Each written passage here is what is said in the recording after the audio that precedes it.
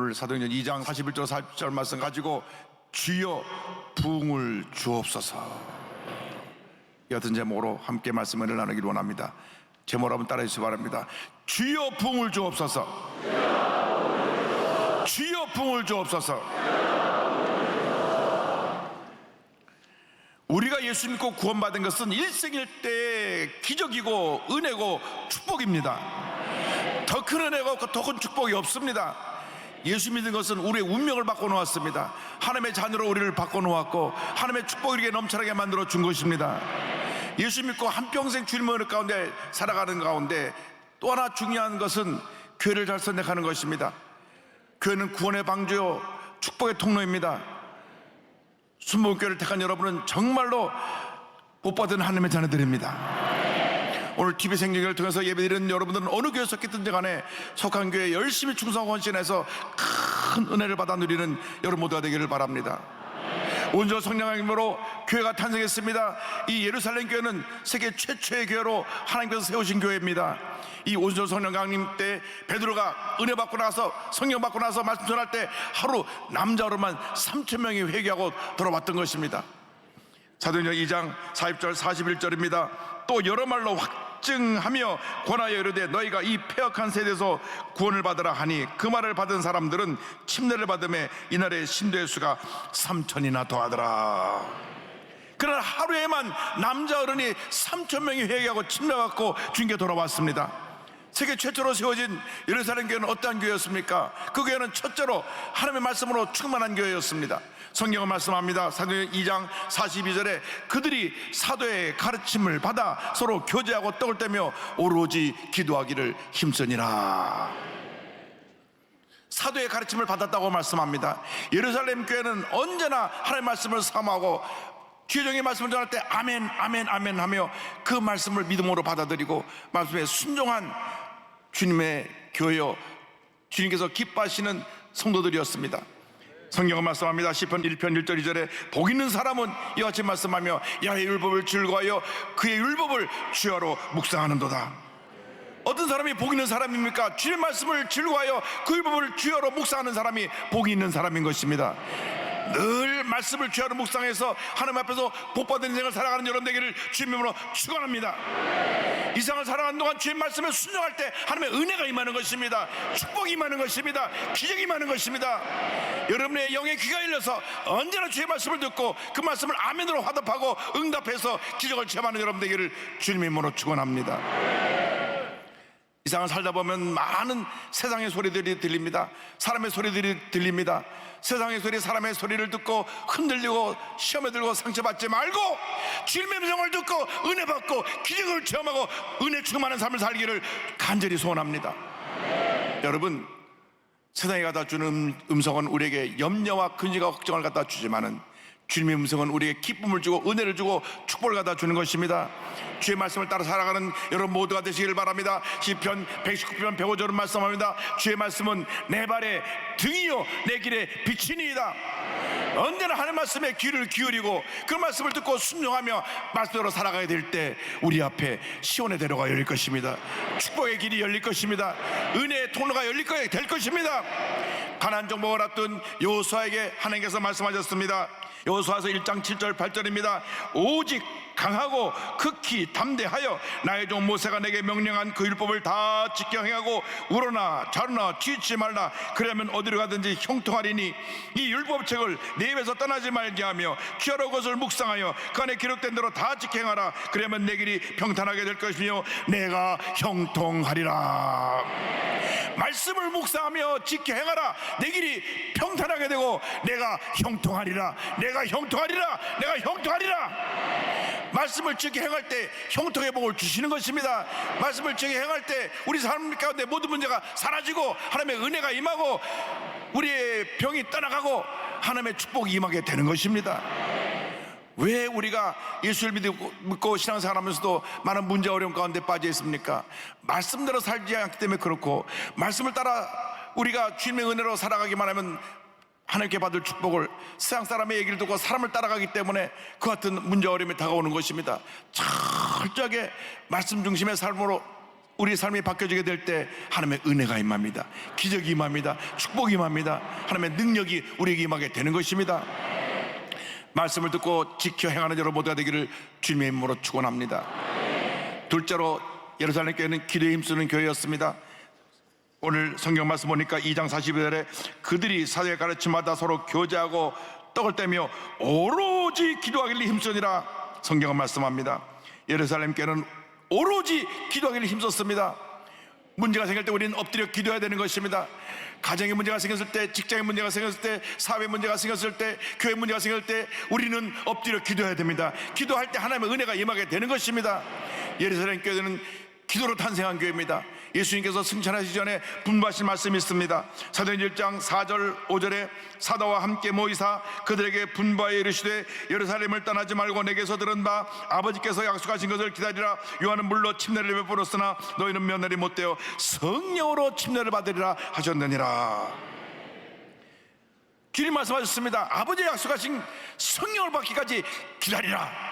이 말씀 붙잡고 저들이 기도하고 또 기도하고 또 기도했습니다. 제자들과 함께 모여 기도할 때 열흘째 되는 날 성령이 믿던 것입니다. 사도행전 1장 14절입니다. 여자들과 예수의 어머니 마리아와 예수의 아들과 더불어 마음을 같이하여 오로지 기도에 힘써더라. 열흘째 되는 날 오순절날 성령이 강림했습니다. 사도행전 2장 1절 4절입니다. 오순절날이 이미 이름에 그들이 다 같이 한 곳에 모였더니 그들이 다 성령의 충만함을 받고 성령이 말하게 하심을 따라 다른 언어들로 말하기를 시작하니라. 기도는 영적인 호흡인 것입니다. 하나님과의 대화인 것입니다. 기적의 통로, 축복의 통로인 것입니다. 은혜의 통로인 것입니다. 문제를 만났을 때 내가 스스로 문제를 해결하려고 이리저리 뛰어다니지 말고 이 사람 만나지 말고 그 시간에 그 노력에 엎드려 하나님 앞에 기도하고 또 기도하고 또 기도하시기 바랍니다. 기적이 일어날 것입니다. 응답이 나올 것입니다. 주님의 축복이 임할 것입니다. 모든 집에서 노예함을 받게 될 것입니다. 주님 말씀하셨습니다. 놀라운 봉이 이제부터 일어날 것이다. 사람들이 구름대처럼 몰려올 것이다. 수많은 병자들이 예배를 드리며 병을 고침받게 될 것이다. 주님 말씀하셨습니다. 그 일이 지금부터 일어나고 있습니다. 지금 이 자리에 일어나고 있는 것입니다. 믿음으로 말씀을 받을 때, 아멘을 받을 때 기적이 일어나는 것입니다. 병이 떠나가는 것입니다. 문제 해결되는 것입니다. 여러분 날마다 기적의 현장에서 주님의 은혜를 체험하는 여러분 모두가 되기를 주님의 이름으로 축원합니다. 가장 힘들고 어려울 때, 아무에게도 도움받지 못할 때, 정말 절망의 끝자락에서 차라리 인생을 포기하고 싶을 그런 고통과 결연에 빠졌을 때, 그때가 바로 주님께 부르짖을 때인 것입니다.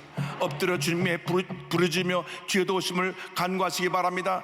시편 40편 1절 2절입니다. 내가 야훼를 기다리고 기다렸더니 귀를 기울이사 나의 부르짖음을 들으셨도다. 나를 기가 막힐 웅덩이와 수렁에서 끌어올리시고 나를 기가 막힐 웅덩이와 손에서 끌어올리시고 내 발을 반석 위에 두사 내 걸음을 견고하게 하셨도다. 기가 막힐 웅덩이와 수렁에 여러분이 빠져 있다고 할지라도 주님께서 건져주시는 것입니다. 주의 도우심을 간구하며 부르짖어 기도하시기 바랍니다. 예레미야는 이와 같이 선포합니다. 너는 내게 부르짖으라. 내게 응답하였고 내가 알지 못하는 크고 은밀한 일을 내게 보이리라. 예레미야 선지자가 하나님의 말씀 듣고 이와 같이 감옥에서 선포했습니다. 너는 내게 부르짖으라. 내가 내게 응답하였고 내가 알지 못하는 그 은밀한 일을 보이리라. 이 말씀하신 주님께서 지금 우리와 함께 하십니다. 감옥에 갇힌 예레미야를 통해서 말씀하신 것뿐 아니라 지금 이 강단에서 이 말씀을 우리에게 선포하고 계신 것입니다. 너는 내게 부르짖으라. 내가 내게 응답하였고 내가 알지 못하는 그 은밀한 일을 내게 보이리라. 예루살렘 교회에 대표되는 목사님이었던 베드로 사도가 감옥에 갇혔습니다. 이제 내일 아침은 사형을 당하게 될 그러한 절망적인 상황에 처했습니다. 그런데 성경을 보니까 사도행전 12장 5절에 이에 베드로는 옥에 갇혔고 교회는 그를 위하여 간절히 하나님께 기도하더라 말씀하고 있습니다. 교회는 그를 위하여 간절히 기도하더라. 간절히 기도하더라. 기도할 때 기적이 일어나는 것입니다. 기도할 때 하나님의 은혜가 임하게 되는 것입니다. 온 성도들이 모여서 밤새 기도하고 또 기도하고 또 기도할 때 하나님께서 천사를 보내서 자고 있는 베드로를 깨웠습니다. 사도행전 12장 7절입니다. 호련히 주의 사자가 나타나며 옥중에 광채가 빛나며 또 베드로의 옆구리를 쳐 깨워 이르되 급히 일어나라 하니 쇠사들이 그 손에 벗어지더라. 베드로는 참 믿음이 대단했습니다. 내일 아침이면 이제 눈을 뜨면 사형당할 텐데도 그렇게 막 잠이 취해서 골아서 잠을 자는 걸 보면 그만큼 그는 죽음을 두려워하지 않은 하나님의 사람, 믿음의 사람이었습니다. 그래서 성경을 보니까 천사가 쳐서 깨웠습니다. 저 그만 자고 깨라고. 그래서 눈을 떠보니까 눈을 뜨는 순간 손가발에 맸던 것이 착 풀어지고 그 다음 철문이, 앞에 있는 철문이 척 열리는데 척 문이 다 열렸습니다. 사도행전 12장 7절 10절입니다. 호련히 주의 사자가 나타나매 옥중에 광채가 빛나며 또 배울의 옆구리를 쳐 깨워 이르되 급히 일어나 하니 쇠들이 그 손에서 벗어지더라. 이에 첫째와 둘째 바소를 지나 신으로 통한 쇠문에 이르니 문이 저절로 열리는지라. 나와서 한 거리를 지나매 천사가 곧 떠나더라. 할렐루야.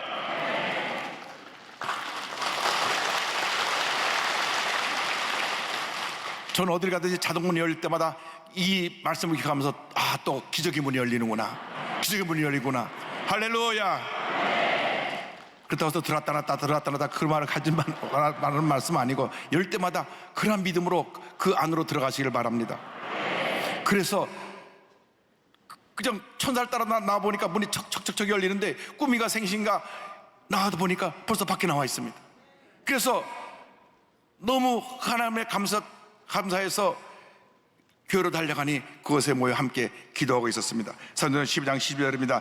깨닫고 마가라 하는 요한의 어머니 마리아의 집에 가니 그것이 당시 그곳의 교회였습니다. 여러 사람이 거기에 모여 기도하고 있더라.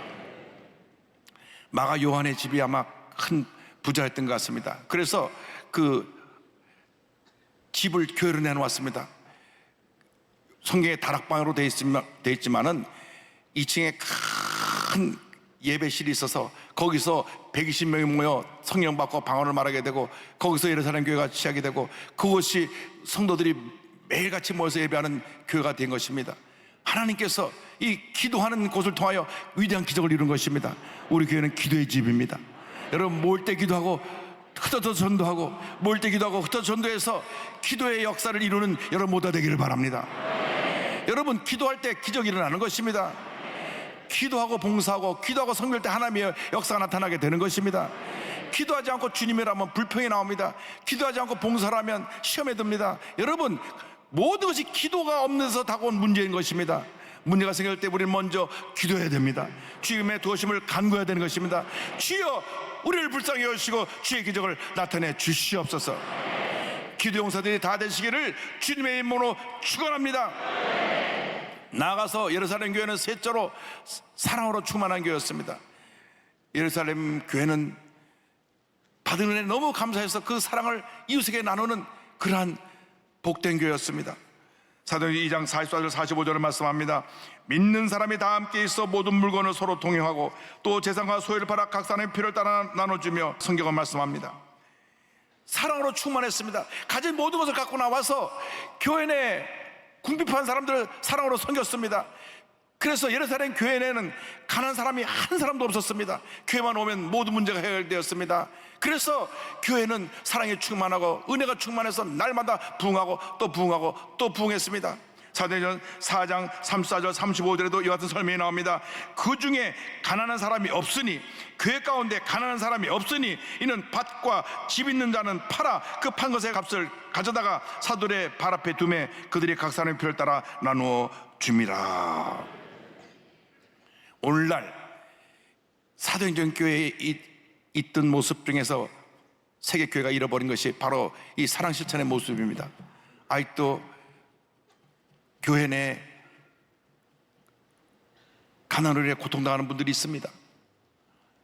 전 세계 교회들이 앞장서서 고난당한 이웃을 섬기고 그들을 주의 사랑으로 품었다고 하면 폭발적인 부흥의 역사가 일어났고 그리고 온 세계를 뒤집어 놓았을 것입니다. 그런데 우리는 우리가 가진 축복에 그냥 머물러서 여기가 좋사오니 하고 우리가 가진 축복을 누리는 것으로 만족했습니다. 여러분 왜 그 축복을 주셨습니까? 나누라고 주신 것입니다. 나누라고 주신 것입니다. 나누라고 주신 것입니다. 움켜쥐고 살다가 내가 숨을 거두면 내가 들어갈 자리는 제한되어 있습니다. 땅에 묻히면 몇 평이고 낙골당에 들어가면 그 항아리 하나에 내 몸이 당기는 것입니다. 그런데 우리가 뭐 이렇게 움켜쥐고 살라고 그럽니까?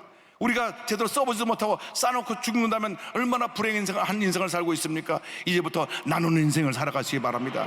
많이 가진 사람 많이 나누고, 적게 가진 사람 적게 나누고, 그래서 이 세상을 완전히 죄사로 뒤엎어놓는 주님의 귀한 일꾼들이 다 되시기를 바랍니다. 교회 내 궁핍한 사람이 한 사람도 없고, 어려운 사람이 한 사람도 없고, 교회만 들어오면 모든 문제 해결되고 하나님의 축복이 넘쳐나서 온 세계로부터, 사회로부터 존경받고 칭찬받는 교회가 되기를 간절히 소원합니다. 어느 날 큰 부자가 청년이 예수님께 나와 물었습니다. 내가 무슨 선한 일을 해야 영생을 얻겠습니까? 예수님 말씀하셨습니다. 마태복음 19장 21절입니다. 예수께서 이르시되 내가 온전하고자 할진대 가서 내 소유를 팔아 가난한 자들에게 주라. 그리하면 하늘에서 보화가 내게 있으리라. 그리고 와서 나를 따르라 하시니, 그는 부자였는데 이 말 듣고 심히 근심하여 주님을 떠났습니다. 그는 실천하지 못하고 그가 그 후에 어떻게 됐는지 성경에서 기록이 사라져버리고 말았습니다. 만일 삭개오처럼 그 재산을 주님, 내가 다 가난한 자에게 나누겠습니다, 내가 남에게 잘못 가져온 거 있으면 네 배로 갚겠습니다 하면 성경에 그 아름다운 이름이 기록되어 있을 텐데, 이분은 이름도 없이 그냥 사라져 버렸습니다. 여러분, 한 번뿐인 인생입니다. 어떻게 사실 것입니까? 우리가 주님 오실 날 머지않은 이때에 어떻게 우리의 남은 인생을 살 것입니까? 지금까지 살아온 인생 어떻게 사는 그 중요한 것이 아닙니다. 앞으로의 남은 인생이 더 중요합니다. 남은 인생 정말 멋있게, 아름답게, 위대하게 하나님의 손에 붙잡아서 하나님의 큰 일을 이루는 하나님의 사람들이 다 되시기를 주님의 이름으로 축원합니다. 축원합니다. 축원합니다. 김병록 집사님 간증을 드리려고 하는데, 이분은요 구두를 고친 분, 코로나19로 너무나 힘들고 어려운 상황 속에서 평생 구두 닦아서 모은 돈으로 마련한 7억 상당의 땅을 가난하고 어렵고 고통당하는 사람을 위해서 그냥 내놓았습니다.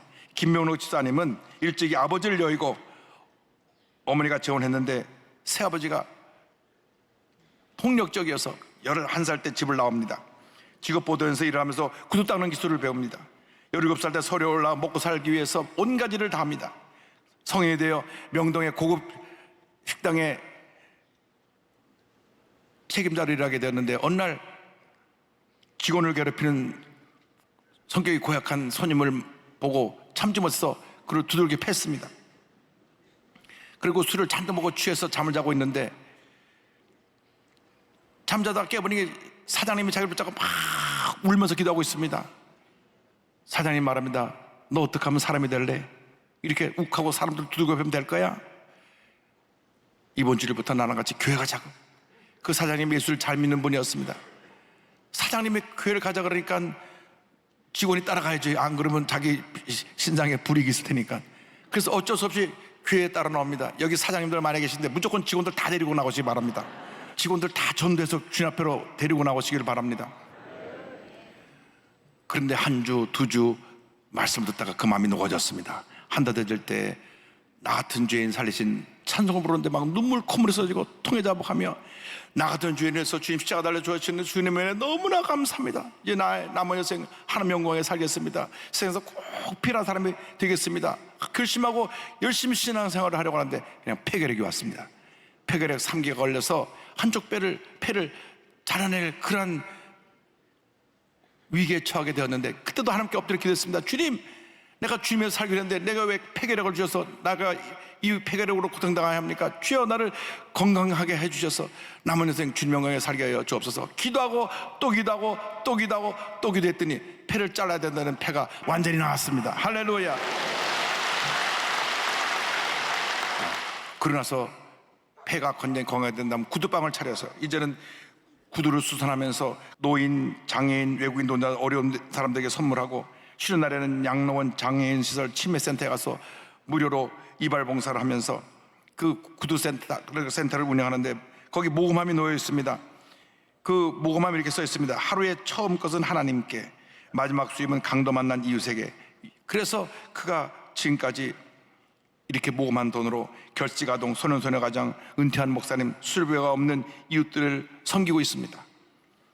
또한 2020년 3월 달에 노을 위해서 마련한 7억 원 상당의 1만 평의 땅이 파주시에 있었는데, 파주에 기부하면서 이웃을 위한 작은 도움으로 인해 행복을 느낄 수 있다면 이보다 더 큰 기쁨이 없다, 그는 고백했습니다. 이와 같이 간증합니다. 저 같은 크리스찬들은 예수님으로 말미암아 새 생명을 얻었기 때문에 덤으로 사는 인생들이에요. 그러나 욕심 부릴 게 없지요.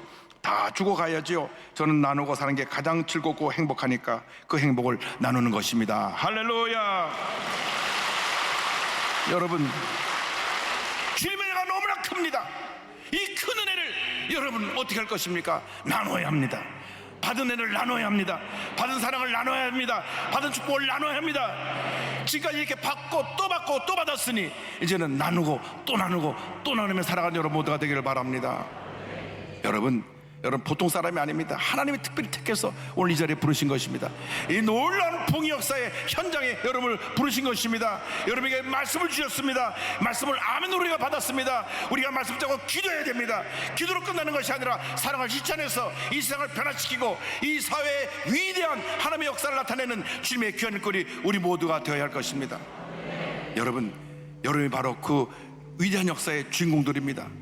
한 번뿐인 인생 그저 바람 부는 대로 물결처럼 적당히 왔다 사라지는 그러한 인생을 살지 말고 이 역사 현장에 위대한 하나님의 역사를 남겨놓고 가는, 흔적을 남겨놓고 가는 위대한 하나님 사람들이 다 되시기를 주님으로 축원합니다. 축원합니다. 축원합니다.